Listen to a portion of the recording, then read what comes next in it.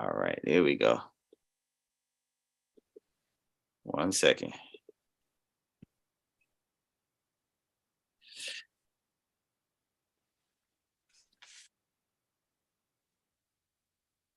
All right, here we go. And we are live. Okay, good afternoon, ladies and gentlemen, brothers and sisters. This is Brother Pat Green from Think Education 360.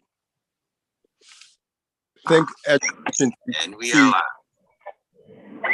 Think 360 is a platform dedicated to advocating for the issues that's facing education today.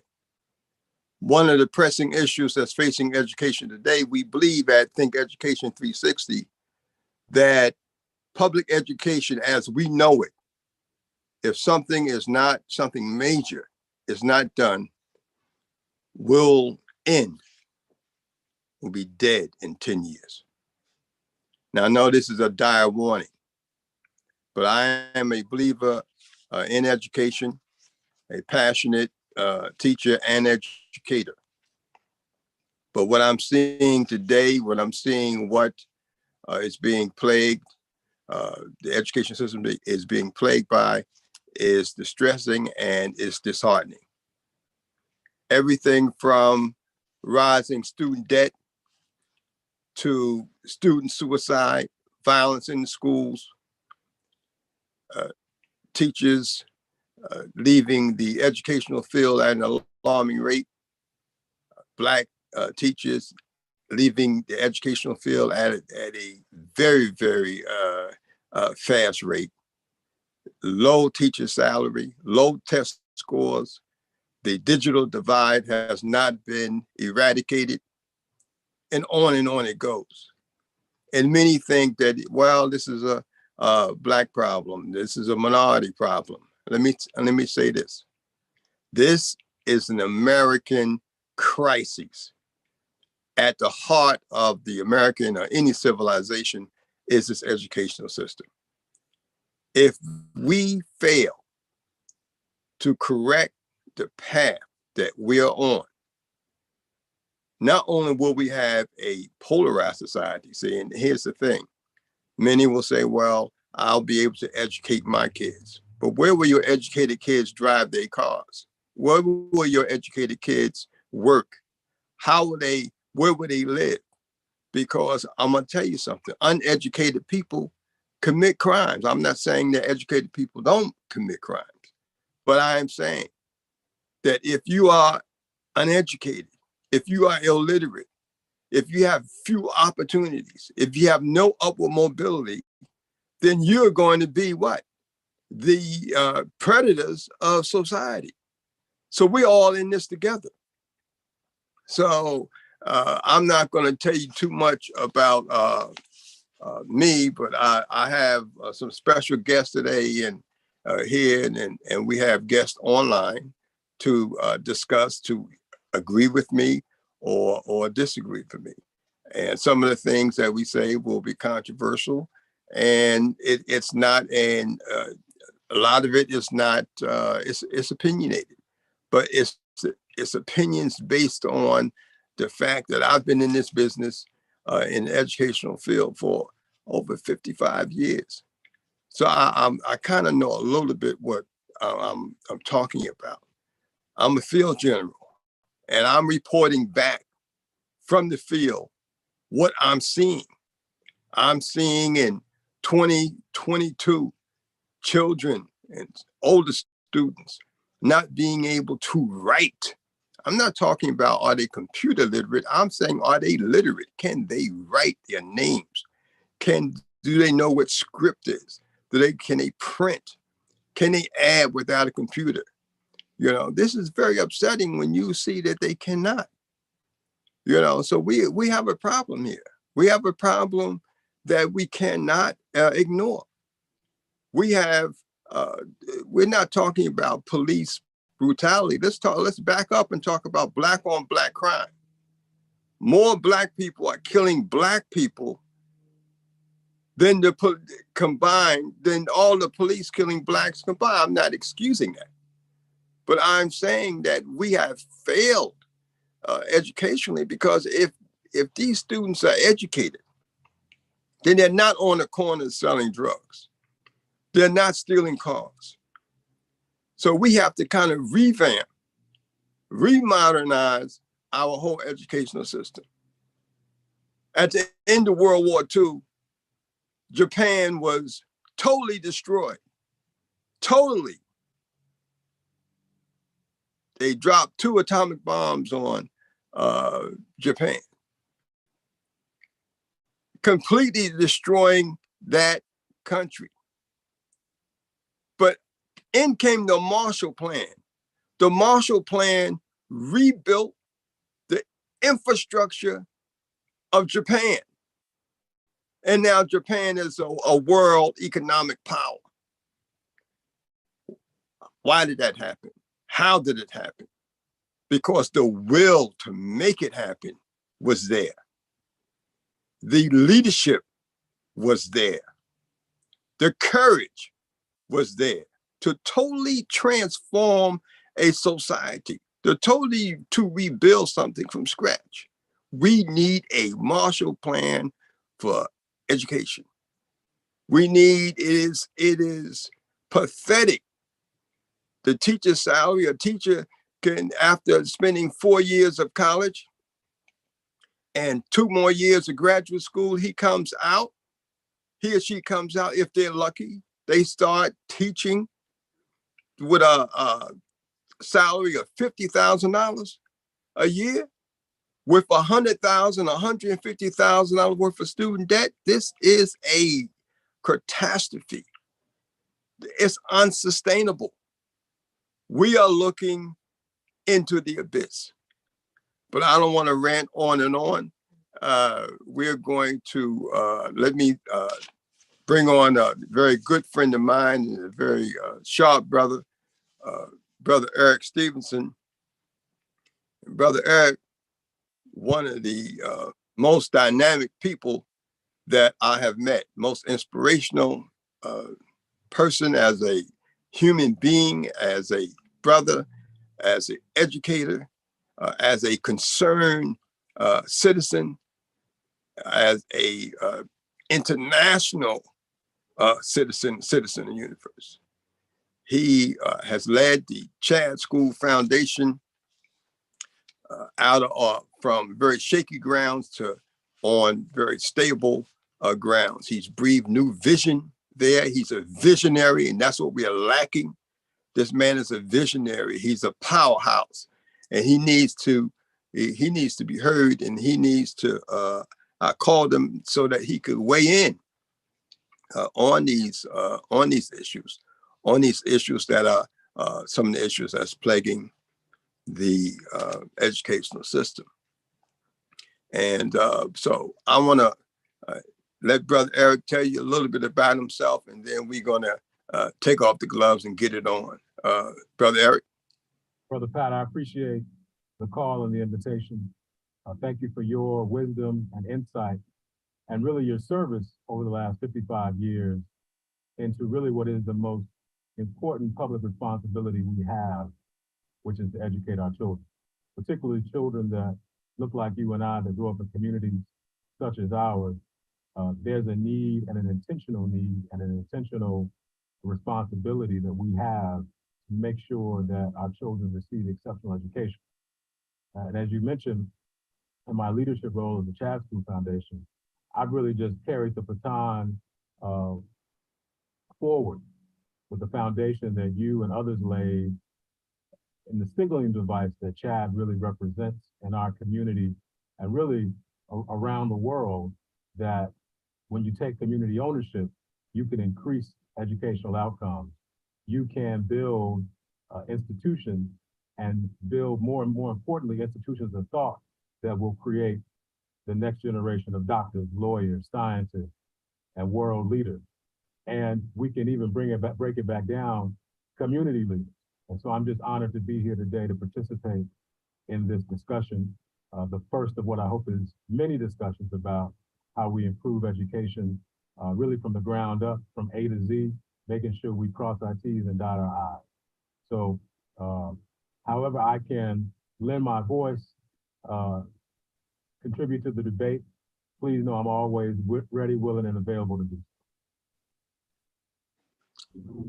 Yes, sir. Brother Eric, like always, you always, when I talk to you, you always make my heart smile. And you're such a beautiful brother, such a very inspirational brother and I am grateful. I am grateful that a man like yourself have taken hold of the baton and took it on to the next level, because that's what it's about. And any way I can help you and the foundation to extend that and make that task a little easier, you always, as I said many times before, I'm a phone call away. Well, I appreciate that. And let me just say, Brother Pat, before you move on, you mentioned something very critical, and I want to agree with you before there's any disagreement in this dialogue we have today, is that you are absolutely right. We were at a point, as you all were in 1969, the Summer Institute of Chad, we are at a point of crisis as it pertains to education. And there needs to be revolutionary things that happen with respect to particularly K through 12 education, and then also too in post-secondary, how our children go to school and the cost of them going to school.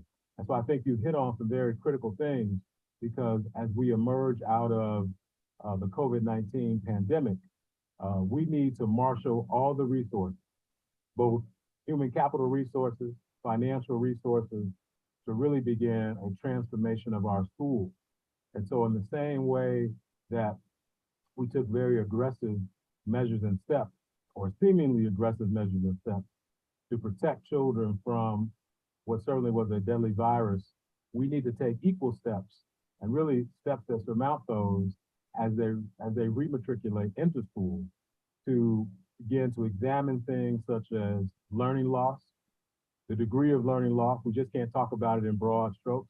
You know this as a math and science person, we have to put some hard numbers to that so that we can respond in a way that allows us to close that gap.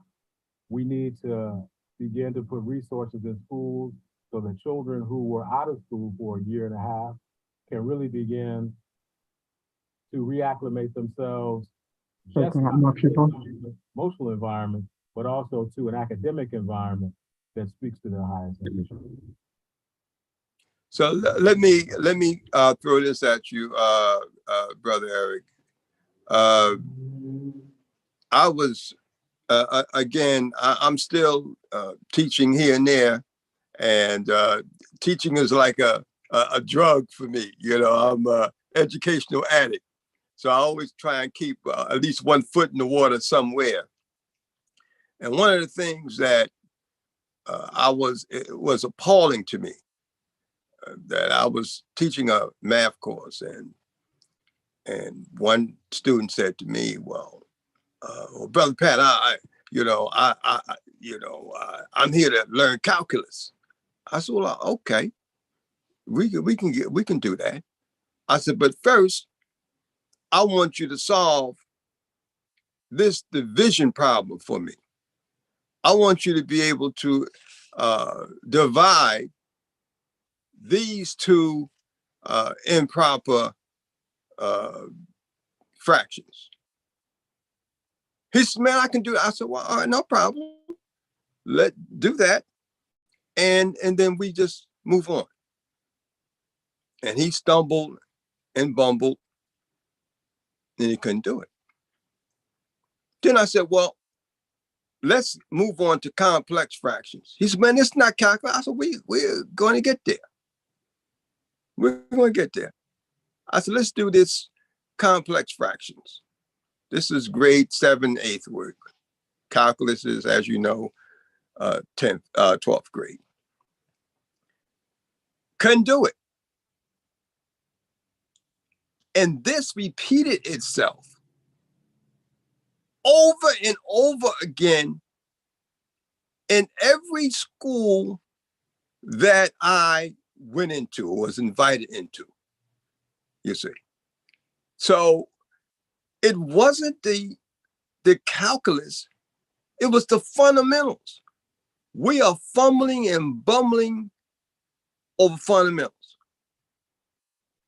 And that is appalling.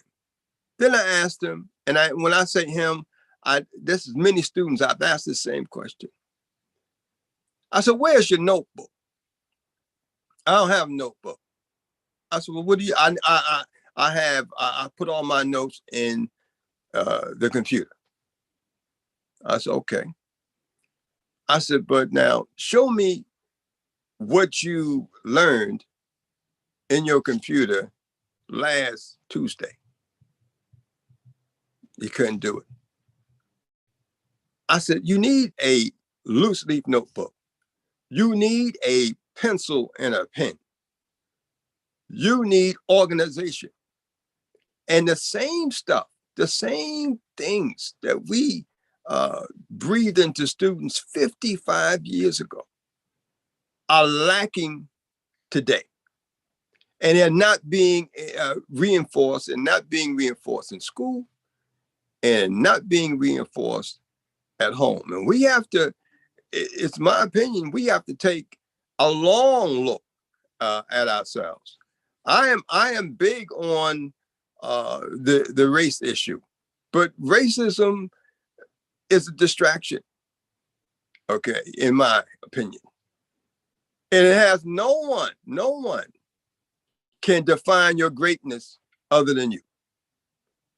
And when I went to school, years ago, they didn't like, I couldn't come home and tell my mother that, well, my teacher don't like me because I'm Black. She would have whooped my behind, because she would say, what? You are there to learn that math and learn that science and learn that English, and all that other stuff is not even relevant. So you had, what she was doing is she understood the racism, but she took the racism off the table as an excuse not to do something, you see.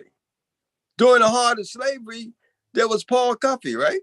He was a major shipbuilder who actually, the brother, who he didn't talk too much, but he built ships and took people back to Africa.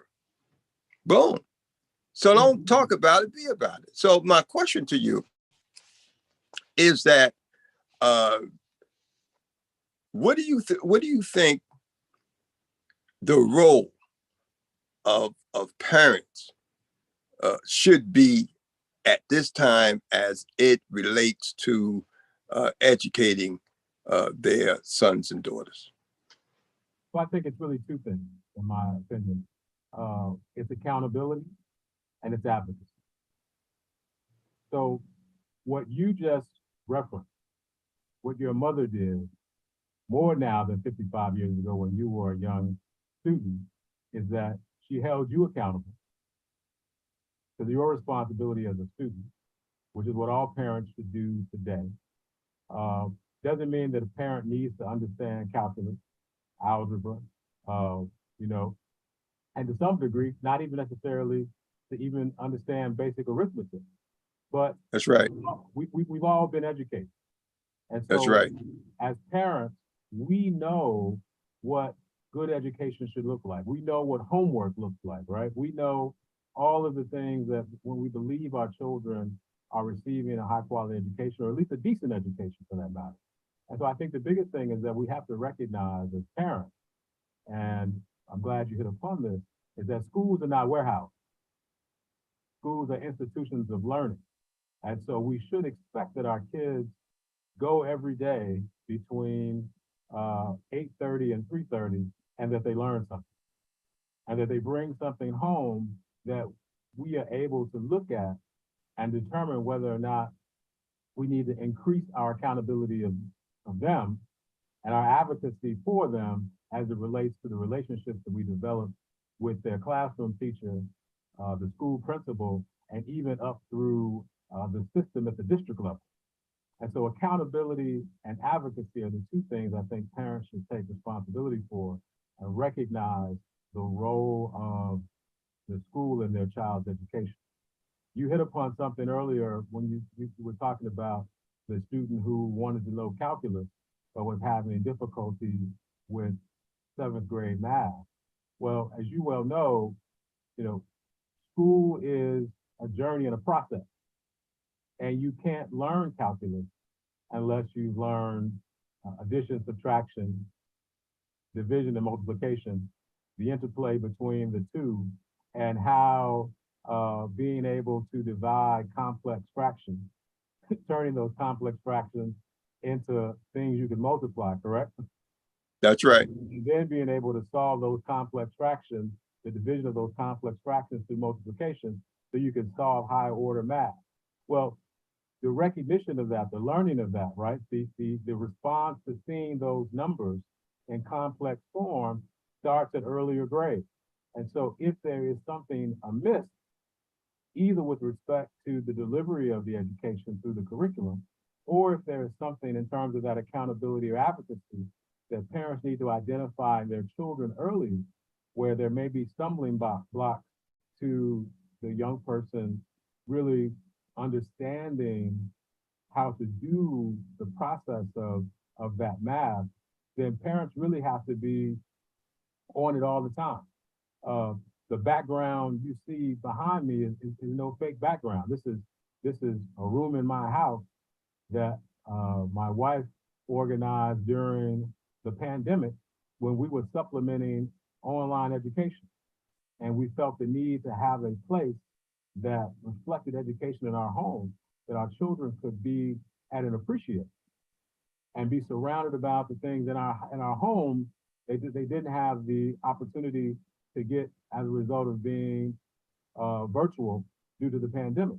And so neither one of us are teachers, but we had to, in a sense, become educators to ensure that our children continued along the progression of learning, so that when school did in fact return, regardless of the teacher before them, and we hope always that there's an exceptional, excellent teacher before them, that we made sure as parents from an accountability standpoint and as an advocacy standpoint, that we did not allow our children to miss anything.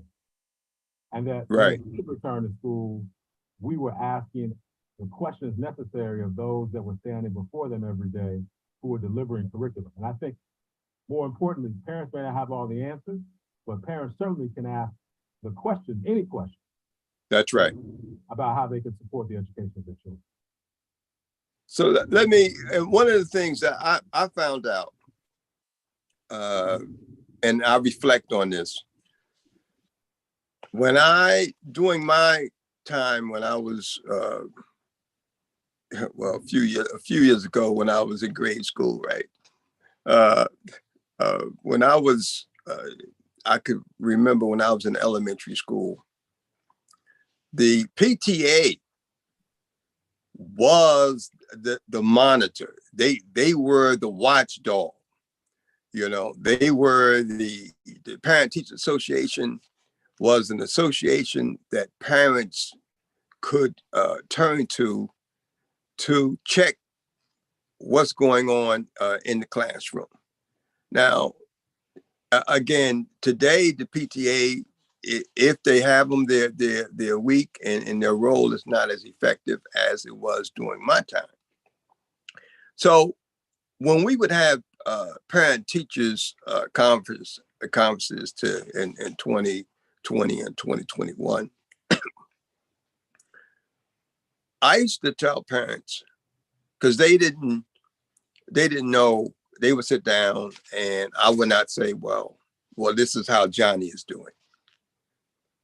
I would hand them I said, because you don't know what to ask me, let me tell you what you should ask me. Let me educate you on how you should proceed with me or any other educator teaching your child. I said, and this is what you should ask me. One, can I have a copy of your lesson plan? for the year? 2, can I have a copy of your notes for the year? 3, can I have a copy of the textbooks that you are using and the reference books and any outside resources that I can have my student, my child, turn to reinforce their education? And they would look at me like, whoa. I said, then after that, you say, well, how is Johnny doing in your class? You see, this is the framework.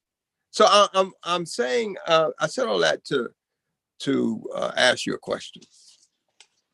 Do you feel that parents need such a plan, when they go in to check on their students, their children?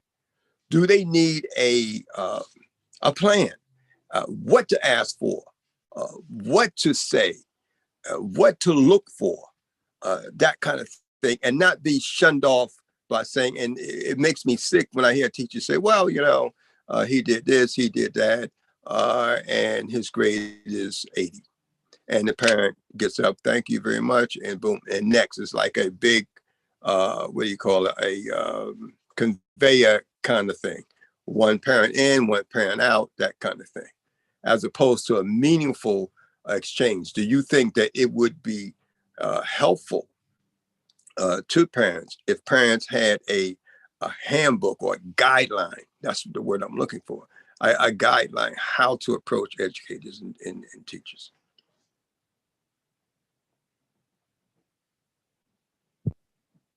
Yes, I think it would be important for parents to have a guideline, or at least some fundamental understanding of the questions that should be asked at parent-teacher conference.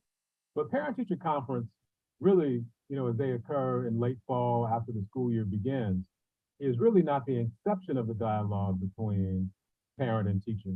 It really should be a culmination of conversations that have already taken place and questions that have already been asked, right? That's right. So parents should not come to parent-teacher conference and be surprised by anything that a teacher relays to them, because parents should have an ongoing dialogue with teachers. Now, if we're honest, when we talk about accountability and advocacy, it is parents that must engage teachers in those conversations early. And that's not to say that there aren't teachers that do engage those conversations early, but ultimately, as a parent, it's your responsibility to ensure that your child is educated, right? That your child is receiving day-to-day the instruction that really increases their acquisition of the things necessary for them to learn. And so if you don't have a teacher who is engaged in that way, sending home things, shooting notes through the various platforms that the school systems use, from the outset, parents should be engaged early on, to your point, wanting to know what the lesson plans are, wanting to know what the curriculum will be up and through parent-teacher conference, so that they can, in fact, have a meaningful conversation. Because oftentimes, and I experienced this as a parent, those parent-teacher conferences are 15, 20 minutes. You're in and you're out. Oftentimes, they may be running over, and so you may not have the time necessary to really drill down.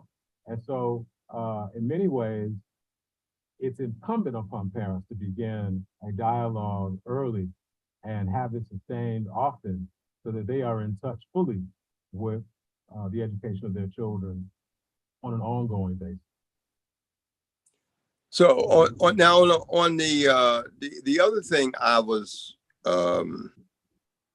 I've noticed that the level of when I started teaching years ago, let me say this: you didn't come out of school into a classroom and start teaching. That's not how it happened. You came out of school and you was put with a seasoned teacher. For me, it was Mr. Reed. And Mr. Reed then he was, then was my age then. And he had been teaching at the time for 60 years. And I had the good fortune of being able to teach under him for 3.5 years. Did you hear what I said? 3.5 years of him. And for the first 6 months, I just sat in the classroom and watched him and watched what he did, how he delivered, his organization of the classroom, and so on and so forth. It was only that 7th month that he began to let me try my skills. And it took me 5 years to begin to learn how to teach. So, not the content, but the delivery. See, that's the issue. That's the big thing. You can know it, but if you can't deliver it, then it's crap. So my thing is, and then you came back to your community and you taught. So here's my question. And I'm old school, right? So I say all that to say this, right? Instead of just asking the question. I always got to give this long preamble, but here's the thing. Do you think that one, and this is not an attack on teachers. This is not an attack. It's just a conversation. Do you think that the preparation, I'm not talking about the qualification, the quantification, they passed the test, they got the license. I'm not talking about that. I'm talking about the deliver. Can they deliver the information? Can they deliver it? Do they have the ability to impart this knowledge to these students? Because I'm telling you, I've been in some schools that I've heard teachers say, well, if you can't, I've gone over this 3 or 4 times and you still don't have it, so therefore, and it didn't pass, so I'm gonna give you F. In my class, I don't give Fs, and I tell my teachers that I've supervised, when you give an F, that means when you give the student F, give yourself one. Because that F meant that you failed to impart that knowledge. They failed to get it and you failed to teach it. So let's take Fs off the board. So my question is, do you feel that the present day teachers, the way this system is constructed, do you think that they have the wherewithal on the whole to impart the knowledge to these students K through at least 10th grade? Brother Pratt, I think it's a complicated issue. Clearly, in the last 10 years, the notion of professional development in the teaching practice has really been hyped. And I think that, to your point of being mentored and being an apprentice teacher, if you will, under someone who had much more experience than you did at the outset of your teaching career, I think for some can be very valuable. But also think that, as a student in elementary school, I had dynamic teachers who were new teachers right out of college, whose ambition and whose excitement for the role had not been in any way diminished by the systematic challenges that exist in public education systems.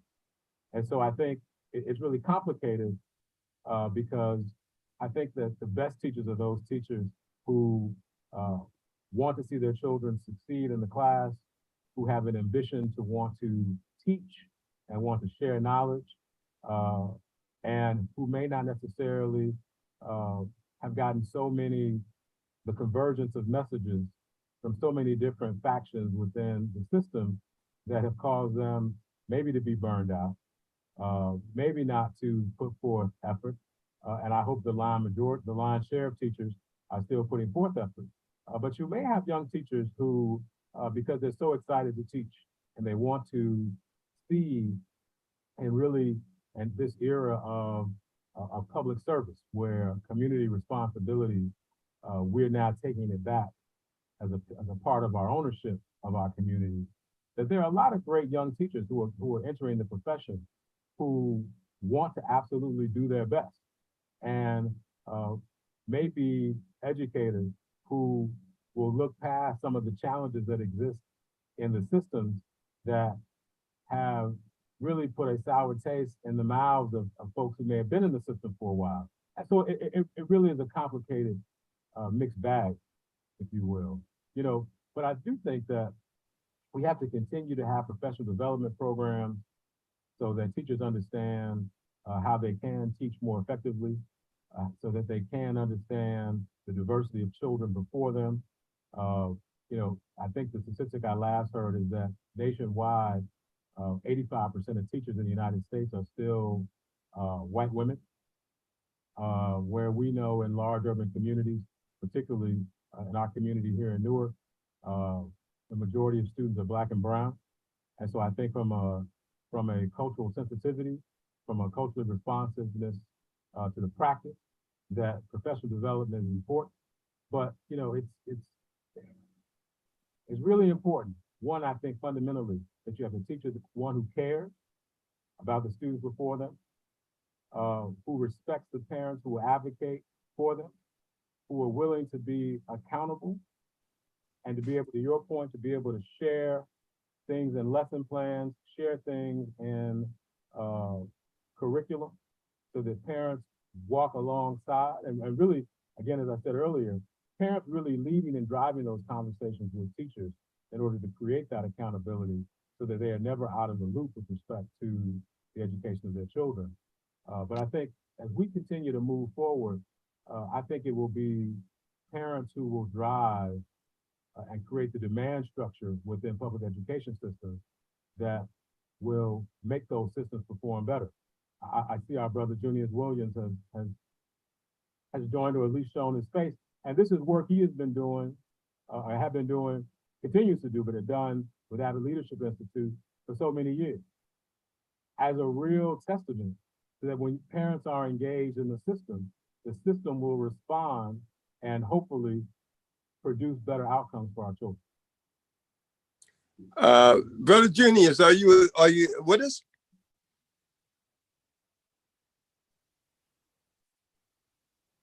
Maybe not. All right, so hello? Is it me you're asking? You Brother said Junior? Junior? Yeah. No, there's another guest in Junior's film, so we thought that it was you. Him. Okay. Oh, he's muted. He's muted, Brother Pat.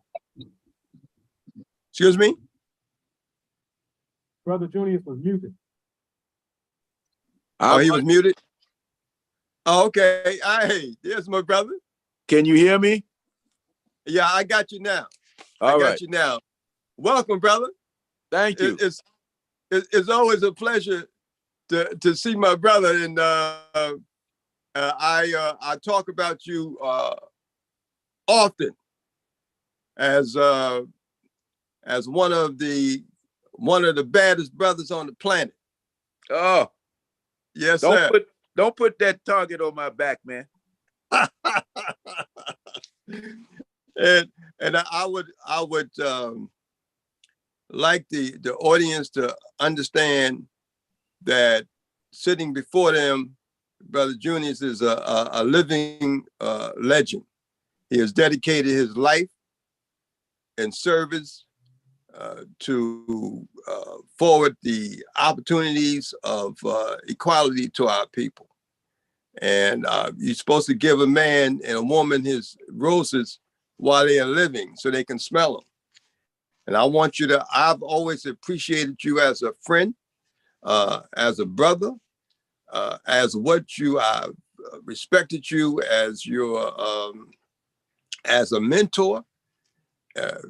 And I understand what you faced in terms of racism in your pursuit of excellence as a lawyer and a graduate and entered the field of law, kicking butt and going down to Washington, D.C., doing this thing there, running for mayor, and it goes on with you. And then he stays real. You know, this is the brother you can come by his house and look, man, let's go and have something to eat. You know, he's dined with presidents but he's never forgotten that he's a brother and he understands the heartbeat of our people. So thank you for your service. Thank you for years of friendship. And I really, anytime I speak of you, again, like I was telling Brother Eric, my heart smiles. Here we were talking about a few things, and we had started early. We didn't start early, but we started without you. But one of the things I want to shoot out to you is that what gets me is the lack of, well, the increased violence in the school system, and the lack of discipline. Now, is that, in your opinion, is this rise in violence in school because of are we trying to educate the kids without culture, without history? You know, in other words, if they understood who they were, would they act like someone they're not? You follow what I'm saying? Yeah. In other words, what's your weigh in on violence in the school system? Well, I'm not so sure that there is a marked increase, but to the extent that there is violence in the school, I think we have to look at the surroundings. I think when we look at what's happening in our communities, in our Black and Latino communities, we see poverty, we see discrimination, we see anger, we see depression. Now, if you look at that third one, anger, that anger is taken out one on another. Now, when we were coming along, Pat, and I could say some of those same things about you that you said so nicely about me. When we came along, there was a movement. Right. And there was not only one movement, there were several movements. And so we were able to fashion that anger so that it was helpful to us. And that propelled us. Yeah, we were mad, but we knew who the enemy was. We knew what the enemy was, and we fashioned solutions. Young people don't have that as much now. That's why I set up something called the Youth Media Symposium, which was a part of the Abbott Leadership Institute. I'm retired now from Rutgers, but it still goes on. And we found some of those kids, and we gave them another way to express themselves. We say, hey, you take this camera, you take this still camera, you take this motion picture camera, and you talk about yourself. You tell people what you think we need to know. Or you go downtown and look at what other people are doing, and you now have become part of the media, and part of your job is to tell that story. So we gave them options, and that's what a lot of people don't have now. That's what a lot of young people don't have. It's not the only way to do it the way we did it, but that was one of the paths that we chose to follow, so that young people could know that they had a voice, that the voice was worth listening to, and here's a way to express yourself. Schools are not designed to do that, unfortunately. When you go to schools today, whether it's a public school or whether you go to a charter school, schools tell you to take the test. If you do well on the test, they tell you, okay, now you can go to college. If you don't do well on the test, then you might get invited not to show up to school on the day that the test is being given. We know where that has happened. That's right. That's it's the test psychology. It's the drill and kill. It upsets kids. It scares kids. It does not give them confidence because they are being judged just based on those statistical matters that are put in front of them. So we got to give kids a way of expressing themselves. That's what education has to become about. And if kids like it, they won't try to destroy it.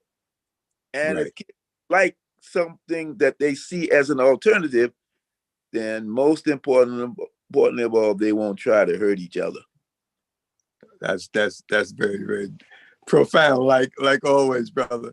So if I'm getting you right, so what's lacking now is that if we injected across, if it was possible, across the platform, those opportunities, took the that whole test site. I'm still teaching. One of the things that I do, I teach math, and I get all kinds of students. I teach from quote unquote low achievers to high achievers. And one of my low achievers would come to me and say, well, the mother would come to me and say, well, Brother Pat, my son has never done well in math. I said, okay. And my son has IEP. I said, okay. And if he can just get him by, I would be appreciative. I said, okay. I said, let me explain something to you.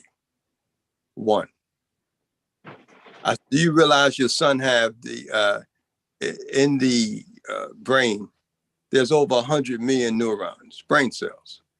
And there are more brain cells than there are stars in the Milky Way galaxy. So your son has one of these brains. So all the other stuff is out of the window. So let me have a conversation with your son, and we'll keep you in the loop. Then I would get the boy in the class, and I would teach him and give him 10 questions for a test. And he would get 8 wrong, but 2 right. Now I return the test to him, and I would say, look, you got 2 of these questions right. My man, I give him a fist bump. Bang. He said, really? I said, yeah, man. I said, do me a favor.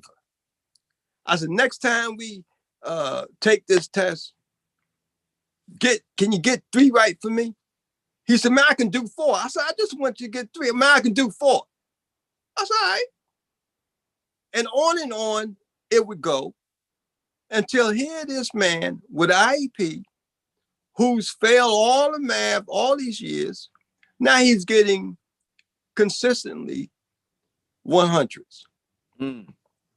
So, and I would tell the teachers, I said, look, take failure off the table. Just take it off the table. Mm-hmm. Because you're failing the students, you're failing to teach. You see. So and I found out that, and people say, well, you know, you're lowering the bar. We're not lowering the bar. Okay, what we're doing is going down to a level. You're meeting the student on their level so they can jump over the bar.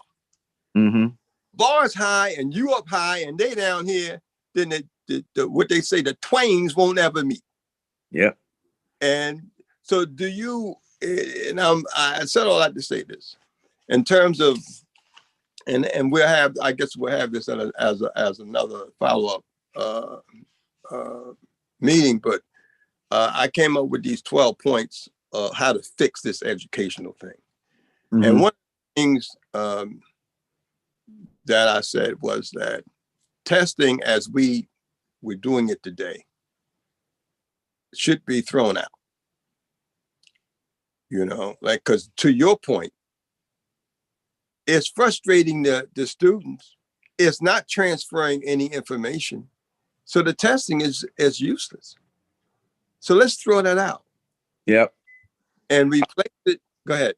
No, I was going to say that the thing we have in common in our examples of what we do with young people is we give them confidence in themselves. And when they look around the class and they see other people who are doing similarly, they can have confidence in them. And from that, they can take the next step toward progress. That's right. That's what education should be. Let me give you another example. When I was directing the Abbott Leadership Institute, I heard about this one town up in Bergen County, and I can never remember it. I don't have Kalina here, my right-hand associate, to tell me these answers. But this school up there, this high school, was the school at that time that had the highest number of people passing the HESPA, the high school proficiency test, which was the test at that time, the test of the year, so to speak. Right. And so I said, I want to go up there and see what they do. So I took some parents, I took some students, I took some education advocates, and we got in our cars and we went up there. The principal said, yeah, y'all come on up. And so they showed us the school. We saw, for example, in the band room, all of these instruments that were hanging on the wall or neatly placed in cases. We saw that all the students had the opportunity to take electives of their choice. Students, if they wanted to, they could get together and design their own courses, their own curriculum, as long as they had teachers to go along with it. They had a tremendous athletic program which the parents contributed to. I said, well, wait a minute, Mr. Principal, how do you get the students to do so well on the test? Right. And he said, Mr. Williams, our job here is to get these students to want to learn. Wow. Education. There you go. Test will take care of itself. Wow. The test will take care of itself. And that's what you did. Yes, sir. You got that student to want to learn. You had faith in him. He went back and dug deep and he learned. Right. And that's what we are all trying to do. That's what we should be doing. That should be the objective of education. Now, the test is not an end in itself. But unfortunately, that's the kind of culture that we have. And when we learn in these schools, and I'm not just talking about Newark, I'm talking about all over. When we turn educators loose to educate as opposed to just teach to the test, then I think that's not a big difference. That's right. That's right. Well, we're just about at our closing point. An hour goes so fast, right? Here's the thing. I think that we should do this more often. We will do it. The next thing that we're going to be discussing is incarcerate or educate. And we're going to examine how much it costs to incarcerate a person as opposed to educate them. And again, if God willing, we need you back. We need Brother Eric back so that we can continue this conversation. And if you have the time and if you're willing, and we'll have more time at that point to have questions from the floor. Go ahead, brother. I was going to say, just help me in whenever you need me. Call me, and we'll talk about some of these other ways to get some of these answers out here. Fantastic. Brother Julius, thank you tremendously. The community thanks you for joining us. Brother Eric, thank you for joining us. Thank you, Brother Pat. And let me just echo what Brother Junior said. Any room that you and Brother Junior say in, I will fight to get in. So just let me know. Yes, sir. Yeah. I thank both of you brothers for coming, and we'll be talking in the future. All right. Thanks for inviting me. Thank you. All right, peace. Bye-bye. Bye-bye.